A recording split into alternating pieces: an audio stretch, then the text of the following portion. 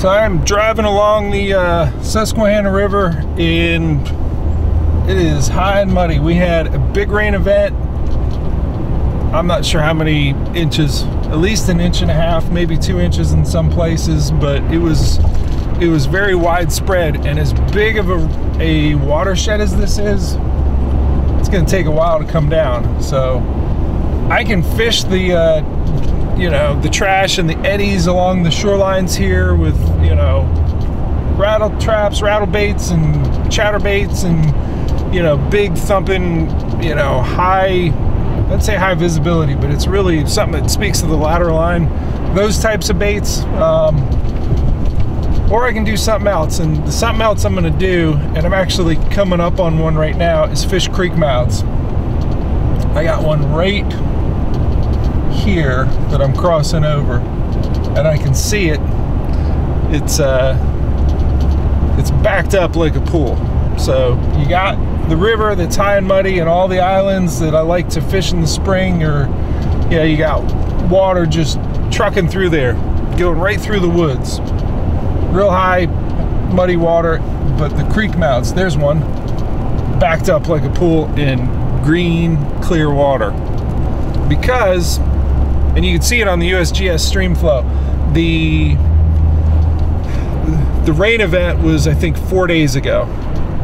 And it took till yesterday for the river to crest and to start coming back down. And all those creeks peaked, within 24 hours. So they've been dropping and becoming clearer by the day for 3.5 days. So creek mouths in the spring to find clear water, and more than that, all those fish out in the river jump up in the creek to get out of the way of being on this crazy big brown treadmill called the Susquehanna River. So I'm going a little bit minimalist. I'm not bringing the whole black pack. I'm just bringing a couple, well, I say a couple rods. I got 4 usually. I think today I packed 9 or 10, but I'm leaving a bunch in the truck. And I'm not bringing the black pack. I just got a couple, things of soft plastics here, 1 tray of crankbaits, my paddle. I'm not even bringing the battery for the Torqeedo because that's it. It's not a big creek, but that's enough. That and a little bit around the bend. There are going to be fish stacked up right on the edge of that creek mouth. And I would say under normal circumstances, I wouldn't mess with a creek this size, but because the river's up as much as it is, that's the size creek it is. But because that river is nice and big and brown, it's backing up water into that creek mouth. And I'll probably hop to a couple different ones today, but this is my first stop, and I just got a quick, drag this boat over the railroad tracks into the water, and I'm there.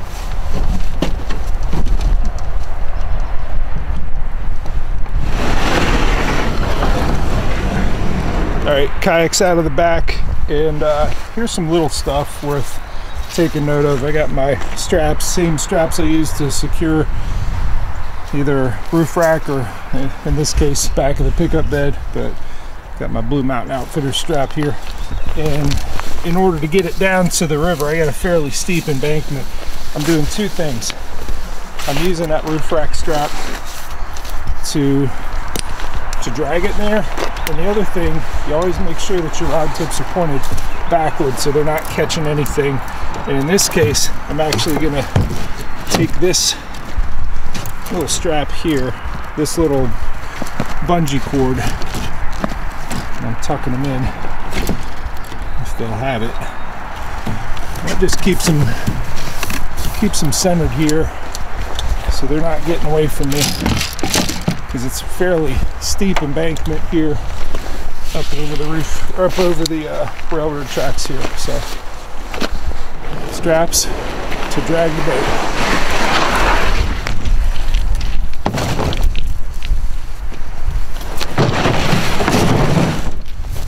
Switch it around to the rear grab, going down this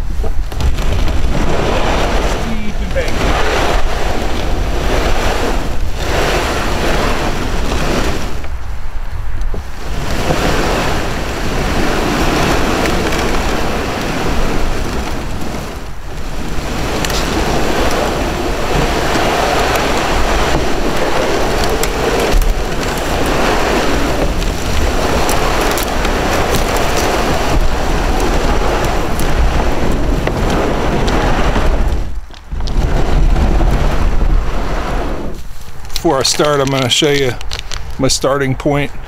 These are the TRD hogs. They're very similar to the boar hogs that I use for largemouth, but this is a great little smallmouth bait. What I like about it, and I'm Texas rigging it. You can see that grip pin hook, and then I got the tungsten weight there with that that snell knot. What I like about them is that they're small, so they're like crayfish size, small crayfish size, and they got these ribs. So what the ribs do, and I'm gonna grab a thing of scent, I'll show you how the scent, a little liquid mayhem there. Just squirt that into the ribs there. Just kind of work that in. Now, I'd be using black. I'll probably switch over to black when we get out towards the creek mouth a little bit. But this, I think it's called Drew's Craw. You know, it's got a little copper and gold and black flake. Should do well in this clear water. So, and the Elastec really floats up. That's going to go to the bottom and kind of orient like this and wave its little legs up. In fact, I may try it right here before I even put the kayak in. Just a little close range. See what happens. Kayak's not even in the water yet. This sort of close quarters fishing, I always have to duck under stuff. I got a little power line there. Shouldn't be that low. Alright, now I'm in position. So in the creek mouths, there's two places you want to focus on.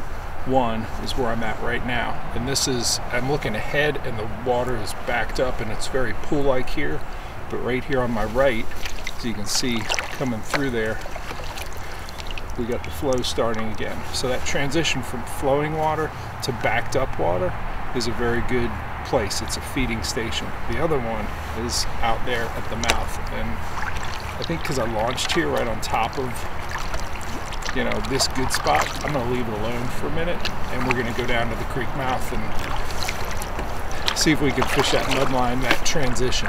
But I have no doubt that there's fish, and the root ball there and the riprap there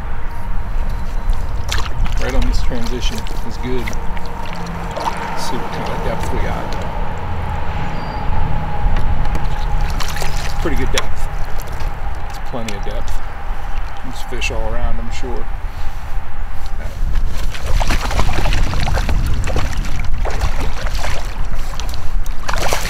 I didn't even get to the creek mouth. I had to cast somewhere and I looked down and felt a little thunk. And this sucker right here chomped it. Yes. It didn't take any time at all. We're about halfway down towards the mouth, and we whacked it. Nice crisp little thump. First fish of the day, did not take long, and just because that river is so full, there's gonna be so many fish like this up in here. Let's see what we got.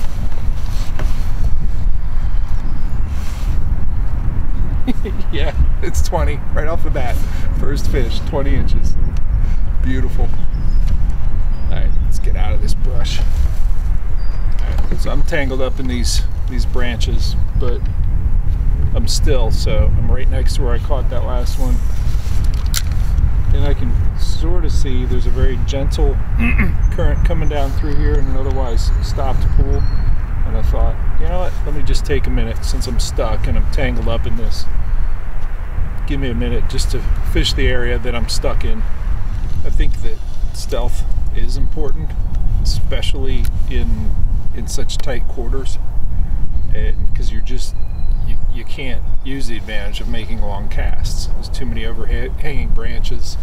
You know, you're basically sitting within 20 feet of where these fish are in the creek mouth. So short cast, keep it quiet.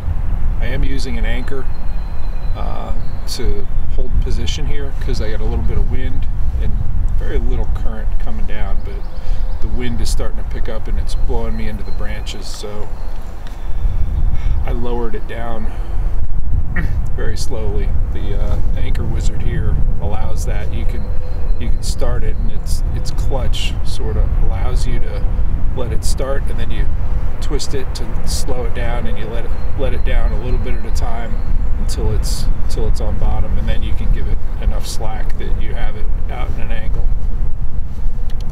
You don't want to kerplunk and then have it hit the bottom, clank, hit the bottom. I do have a rubber coated anchor to help with that clank on the bottom, but yeah, stealth is important, and I'm not surprised that it was my first cast to a spot that caught a nice fish. Creek mouth, right up at the end of it, right at the current seam. Got a little bit of brush, nice single thump. This is a heavy fish. Hopefully he stays on.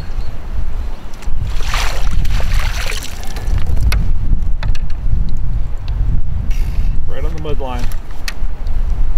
I'm gonna turn and now I think you can kind of see that we got good current back there. Letting it sit, not doing anything with it, just leaving it alone. I tell you, there's a lot of flooded brush back here, and I may run back up to the truck to get a bait caster and something, maybe a couple brush jigs, so I can probe into that stuff a little bit better than this Texas rig. It's catching fish, but I'm not as aggressive in that brush as maybe I should be. But another nice fish. All right, so I put that little swim bait on there, and I got the tungsten weight out ahead of it, and this is that little Pegget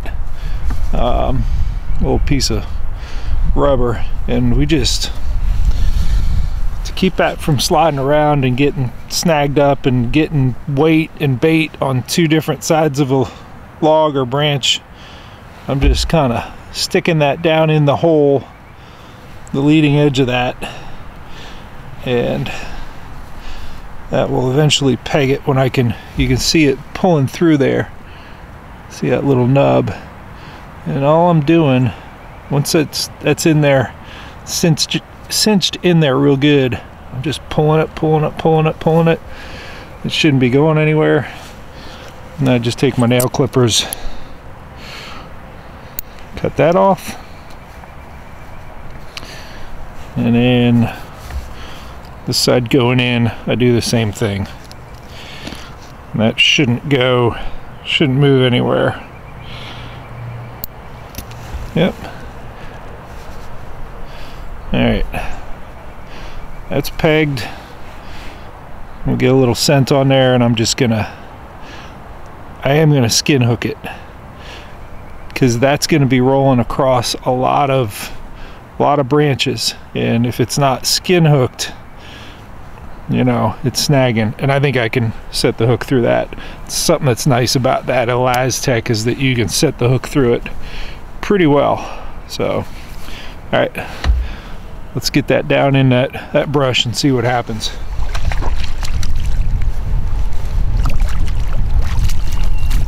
I will say there is one big reason to not leave the creek mouth, and I'm looking down there and I just see nothing but strainers. I mean, big logs caught sideways in overhanging branches, and just, I think it's just a recipe for getting snagged and getting tossed out of your kayak and losing your gear and getting hypothermic and dying.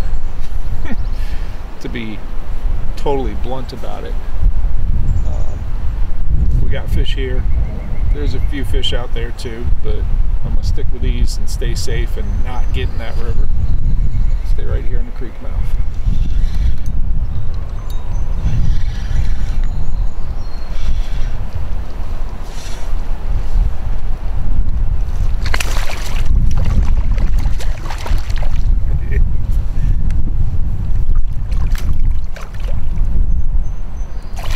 You gonna shake off early? No? No, you're not? for you. Another nice one. Roof of the mouth, eddy line. Probably do it all day in here. I will say I'm picking up a little bit of wind coming in from the northwest, and I may move to another creek just to take refuge, or not. Let's see. Yeah, I'm thinking of a couple other creek mouths further north. Yeah, nice closed mouth, 18 1/4.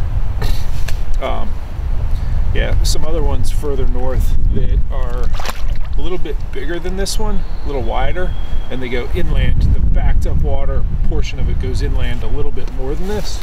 This one's small. It's honestly one you could overlook. It's one that doesn't have a gauge on it, and it's, you know, it's only gonna be productive in this pattern when the river is as high as it is. You know, the backed up portion of this, if we lose 2 feet of water, is maybe 1/3 of what we got. And when that happens, all those fish move out into those scrub islands out there.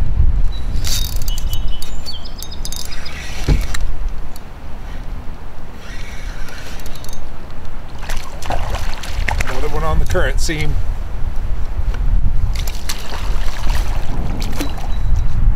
Not the only one that likes this pattern.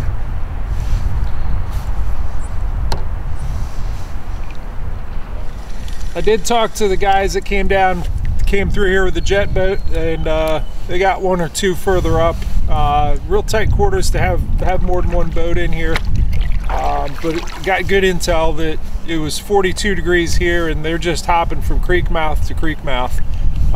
So I'm gonna do the same. I'm gonna drag out and you know, hop in the truck and warm up a little bit, and look at some fresh water. Find another small creek mouth to hop up in. I think at this stop I'm going to be a little more thorough. I'm bringing, you know, the full complement of rods. I'm bringing the Torqeedo battery, more gear, more options, because I got more water to play with. Launched here at the second creek, ran into Steven here, and Mary's a little further down. Yeah. So they've been catching them, and we got a couple jet boats up here. Like I said, it's a bigger creek. It's a little more obvious, but that doesn't make it any less effective. So you've been catching them? Yeah, been finessing them off the bottom. Okay. Slowly. Small soft plastics? Yep. You fish here occasionally. You said something about a jerkbait bite that should turn on later in the day? Yeah, later on in the day, warm up, and jerkbait bite should turn on pretty well. Cool. Let's see if we can get after them. Sounds good.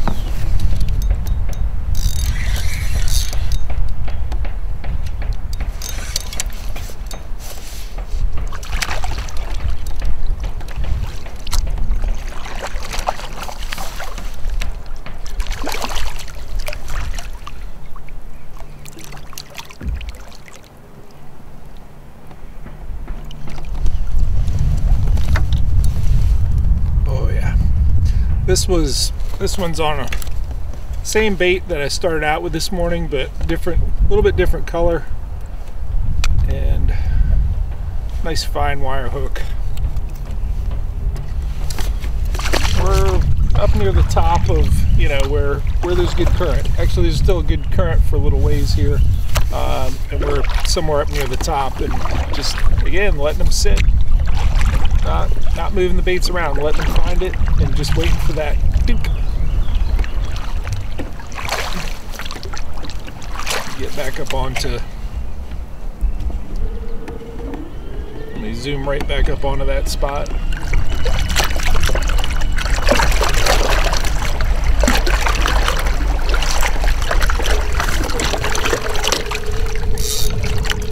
We also got a little bit of ledge action here. We got these nice big rock bluff walls with ledges coming down, and you know, there's basically the bottom goes down like this and comes up and then down and then up, and they tuck down in those trenches.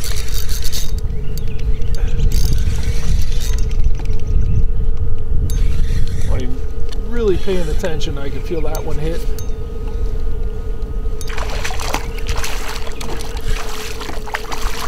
Down in the trenches.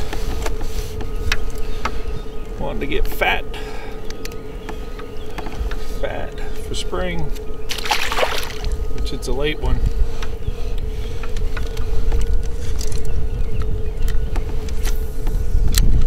So yeah, they're starting to hit it pretty good.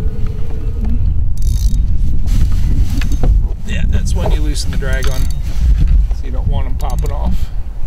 It's a good fish. Good, heavy fish. A bunch of them up here. This is a nice one.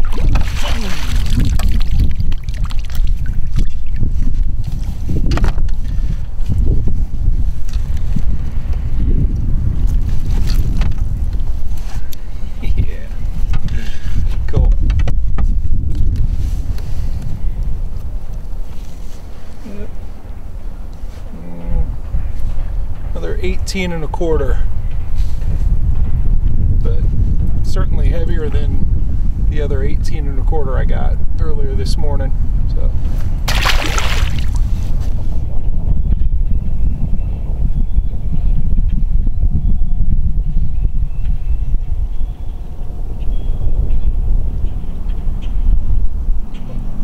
Yeah.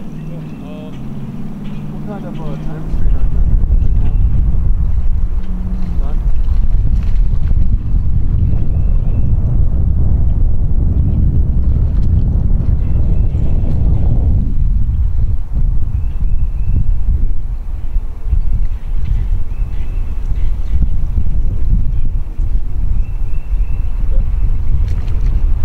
Tell me about the tournaments that you've been doing. I started out fishing the local kayak anglers tournament, and started out just fishing the central PA areas.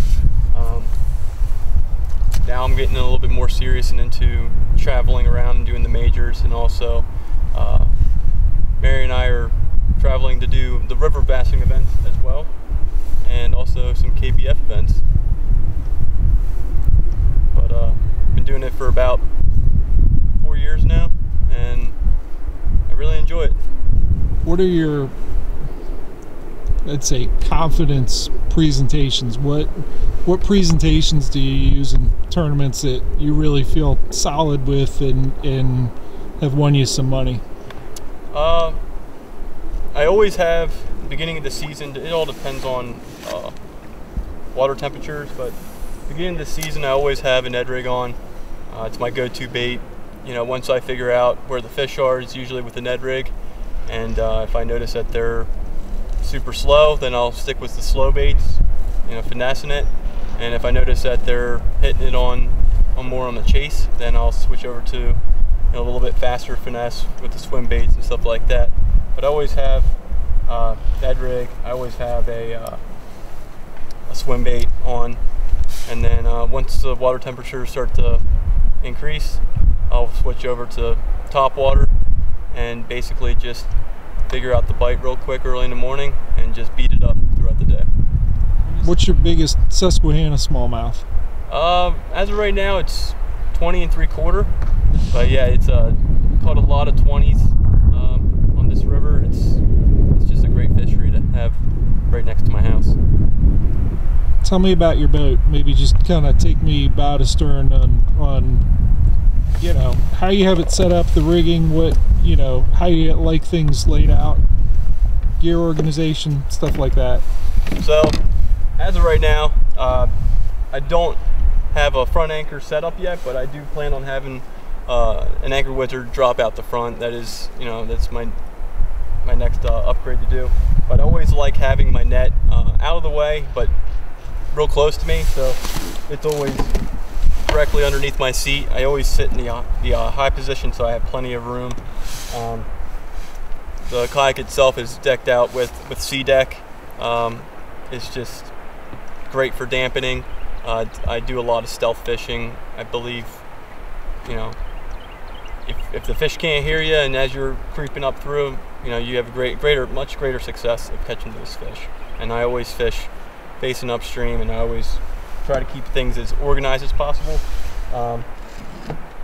Since I am tournament fishing most of the time, I like to have my hog trough readily available, so I always have it on my center deck, right on top of where I keep all my swim baits and my soft plastics. In here I have 3 different layers of trays that I separated. I have all my plastics separated, mainly all Z-Man baits, the swim baits, and the Ned rigs is basically I'll use exclusively all year round. So then I have the J crate just to keep things organized. I have a lot of other Plano boxes in here with, you know, crankbaits, jerk baits, some miscellaneous baits, you know, in there. But what I usually do is I always have my go-tos underneath my seat. So I always have my hooks on one side and then my go-to. So during the summertime, if it's top water bite, this is always going to be a whopper plopper buzz bait. Right now the water temperature is pretty cold. It's going to turn on for a jerkbait bite. I always have the jerk baits on there, and of course I always have a river stick on my kayaks. It's the very first thing I do. I buy a kayak and I run down the Bernie and I grab a river stick. Picked up her kayak. First thing I did, ran down the Bernie, got her a river stick before we even touched the water.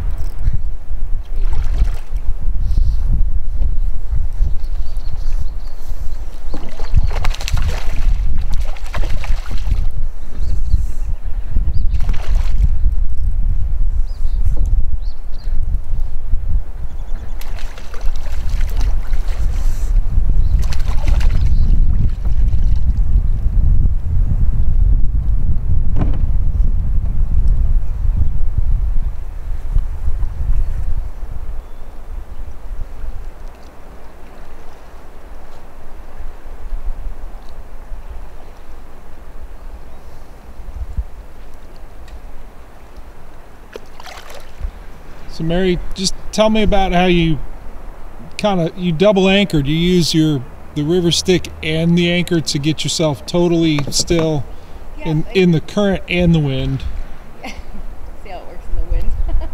But yeah, I have my river stick down in the back and my front anchor over one of my cleats in the front to keep me pointed in the direction I need to be in.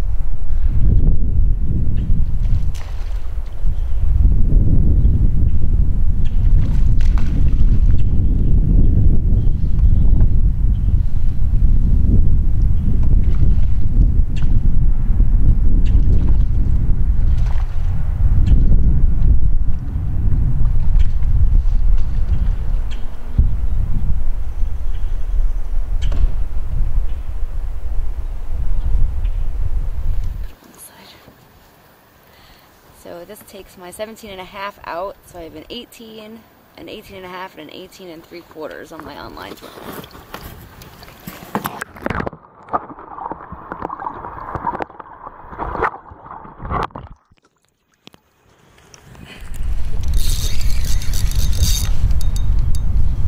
Seems like one of those, I go where I want to go fish. I put a net on it.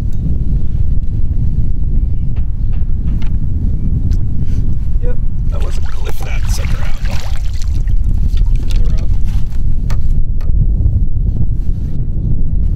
So many fish in one spot.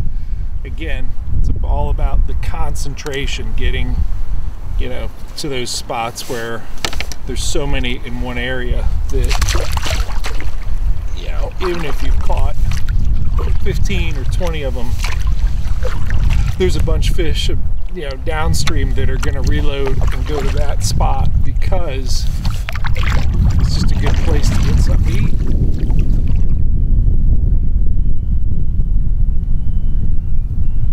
So you see a lot of hook sets in my videos. They didn't all hook sets. A lot of time with the line taught leaving it alone. Don't move it. Let it sit. Setting a trap. Waiting for them to find it.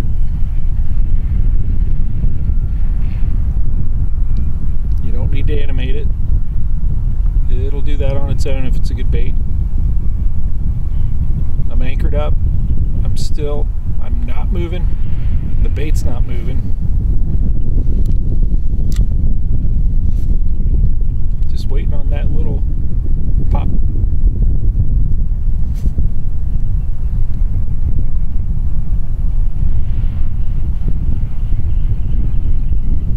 It'll go. Spot.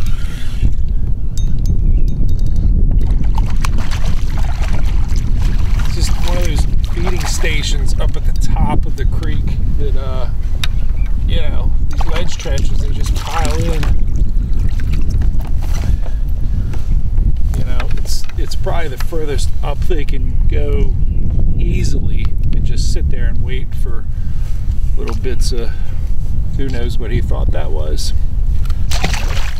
They wait for the food to come to them. And, so I snagged, and I had to come into this bank where I just got the 18 1/4, and it's a good opportunity to get some insight on what structure. And you can see these ledges coming out this way. If you look down in front of me, you can see the same thing right off my bow here. And this is very deep water here. It drops right off, but the same sort of craggy ledge points that are coming out there and there, and sort of behind me, some of these rock formations coming out right there. That's exactly what's happening, probably 6-7 feet straight down. Recon. That foam. Foam will tell you a little bit about how slow the current is in this area too. But there's some fish tucked right up in there. Let's get them.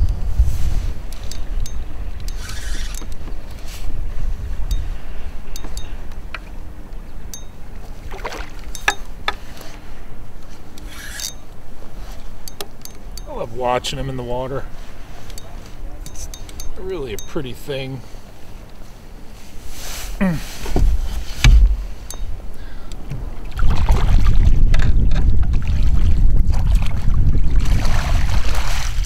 also like seeing them in my net.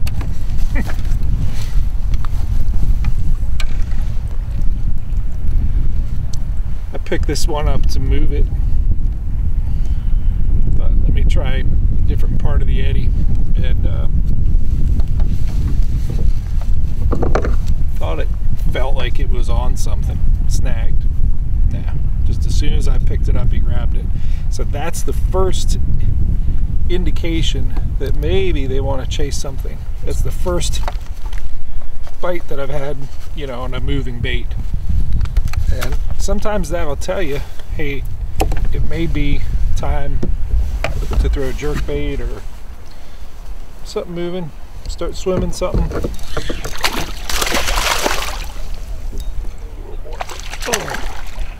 A little more energy. Jumping. That's the first jump I've seen. Can I do that again? Yeah, lots of jump. That's cool. Did that a couple times. 5 or 6 jumps.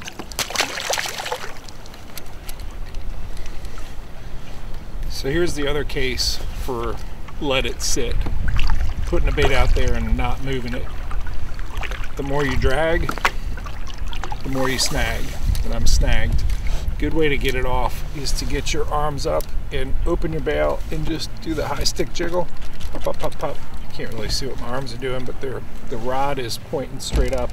The rod tip is straight up, and I'm just pop, pop, pop, trying to get it, change the angle of the line so it can lift up and over whatever it's snagged on. If that does not work, do not bear down on it. Ease into the spot. Nice and slowly, quietly. This is what usually gets it. And it's not working now. It's just some real snaggy chunk rock down there on the bottom. Yep, there it came. I got over it.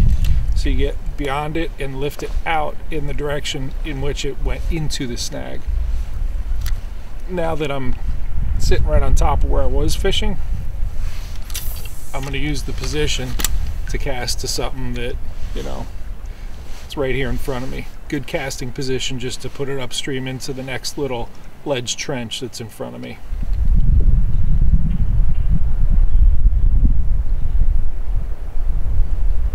Here we go on the swim bait.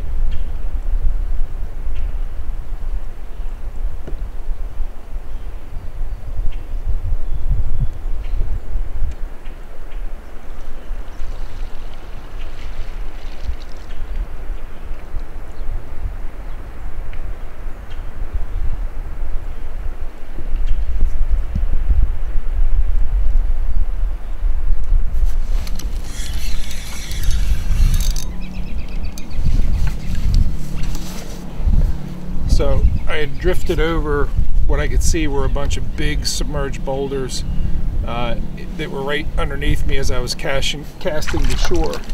And I thought, all right, that's good fish holding structure. I ought to get to shore and cast out in the opposite direction that I think most people in this situation would do. They'd be out there casting in. That's what I was doing. But having seen the structure, I said, yeah, let me drag it through there in a way that they don't usually see a bait come through there. But yeah, anytime, especially in clear water, you find that submerged boulder structure, that's a good thing to target. Back away from it and, you know, deliver a cast beyond it and drag it through the shade of the boulder. It's right there.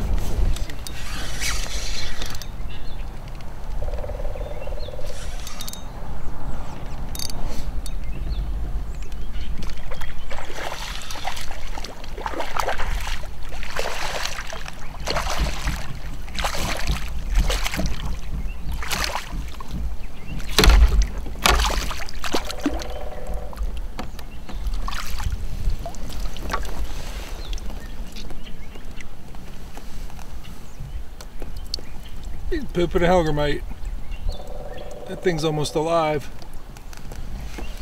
Big old hellgrammite coming out the butt. It's not a phrase you hear every day.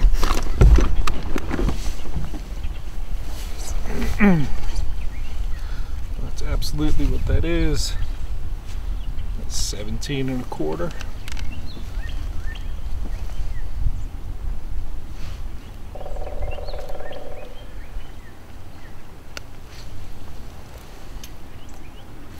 See ya.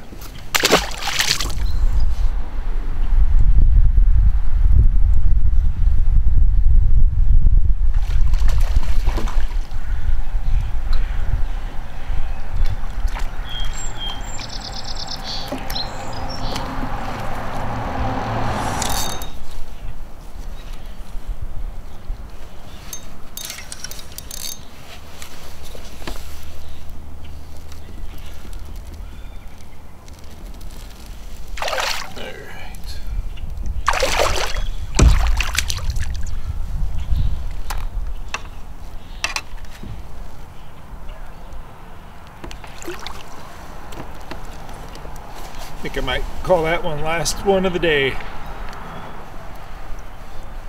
It's a good day. A lot of fish caught. Most of them on small soft plastics with a tungsten weight out in front. It's a, I think this one is a 3/16 ounce tungsten weight. Sometimes I pegged it if I was fishing in brush, sometimes I didn't. Always put scent on it. That was it. Small soft plastics in 42 to, I don't know, we might have gotten up to 45 degree water today. So it's a good day.